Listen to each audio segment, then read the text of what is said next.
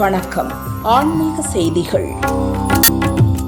பூலோக வைகுண்டமான ஸ்ரீரங்கம் ரங்கநாத சுவாமி கோவிலில் வைகுண்ட ஏகாதசி பெருவிழா திருநெடுந்தாண்டகத்துடன் 21 நாட்கள் வெகு விமரிசையாக நடைபெற்றது. கடந்த டிசம்பர் 20ஆம் தேதி பகல் 10 திருவிழா துவங்கியது. முக்கிய திருநாளான சொர்க்கவாசல் எனப்படும் பரமபத வாசல் திறப்பு கடந்த டிசம்பர் 30ஆம் தேதி அதிகாலை நடைபெற்றது. தொடர்ந்து ராப்பத்து உற்சவத்தில் நம்பெருமாள் கைத்தல சேவை, வேடுபரி உற்சவம் மற்றும் நேற்றைய தினம் தீர்த்தவாரி வைபவம் வெகு விமரிசையாக நடைபெற்றது. ராப்பத்து திருநாளின் போது தினசரி திறக்கப்பட்டு வந்த பரமபத வாசல் நேற்று இரவு 8 மணியுடன் அடைக்கப்பட்டது. கடந்த 21 நாள் திருவிழாவின் முக்கிய நிகழ்வான நம்மாழ்வாருக்கு நம்பெருமாள் மோட்சம் அளிக்கும் வைபவம் இன்று காலை துவங்கியது. இதையொட்டி நம்மாழ்வார் நம்பெருமாளின் திருவடிகளில் சரணடைந்தார். அவரது விக்கிரகம் முழுவதும் திருத்துழாய் எனப்படும் துளசி மூலம் மறைக்கப்பட்டு மோட்சம் அளிக்கப்பட்டது. நம்பெருமாள் தனது மாலையை நம்மாழ்வாருக்கு அணிவித்து சகல மரியாதையுடன் நம்மாழ்வாருக்கு மோட்சம் அளித்ததை பக்தர்கள் கண்டு மெய்சிலிர்த்தனர். தொடர்ந்து நம்பெருமான் காலை 10 மணிக்கு மூலஸ்தானம் சென்றடைந்தார். இத்துடன் இந்த ஆண்டுக்கான வைகுண்ட ஏகாதசி பெருவிழா நிறைவு பெற்றது.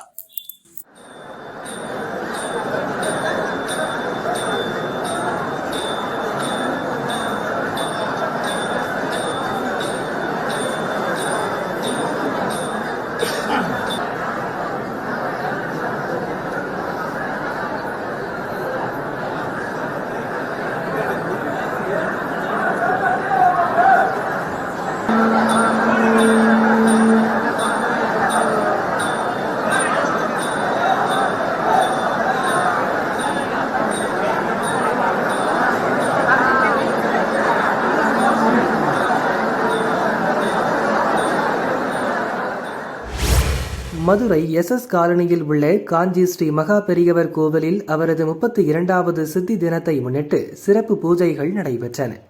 ஸ்ரீ காஞ்சி ஸ்ரீ மகா பெரியவர் ஸ்ரீ சந்திரசேகரேந்திர சரஸ்வதி சுவாமிகள் 1994ஆம் ஆண்டு ஜனவரி 8ஆம் தேதி சித்தியடைந்தார். அவர் சித்தியடைந்த நாளான நேற்று மதுரை அனுஷத்தின் அனுகிரகம் அமைப்பு சார்பில் SS காலனி பொன்மேனி நாராயணன் ரோட்டில் உள்ள ஸ்ரீ மகா பெரியவர் கோவிலில் சிறப்பு பூஜைகள் சந்தோஷ் சாஸ்திரிகள் தலைமையிலான வேத விற்பனர்களால் நடத்தப்பட்டது. மகா பெரியவர் விக்கிரகம் வெள்ளி பாதுகைக்கு புஷ்பாஞ்சலி மற்றும் விசேஷ பூஜைகள் நடைபெற்றன. இதில் நூற்றுக்கணக்கான ஆன்மீக நண்பர்கள் பங்கேற்றனர். அனைவருக்கும் மகா பெரியவர் விபூதி பிரசாதம் மற்றும் அன்ன பிரசாதம் வழங்கப்பட்டது.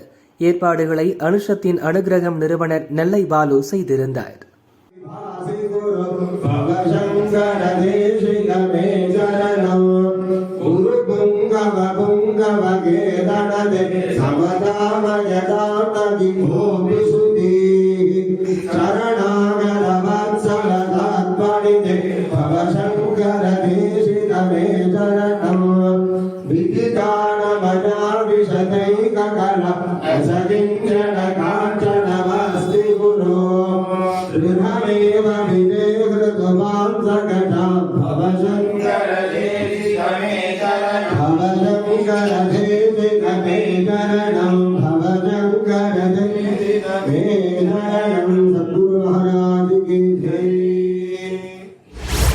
காரைக்கால் அடுத்த காரைக்கால் மேடு மீனவ கிராமத்தில் பிரசித்தி பெற்ற ரேணுகாதேவி அம்மன் கோவில் உள்ளது.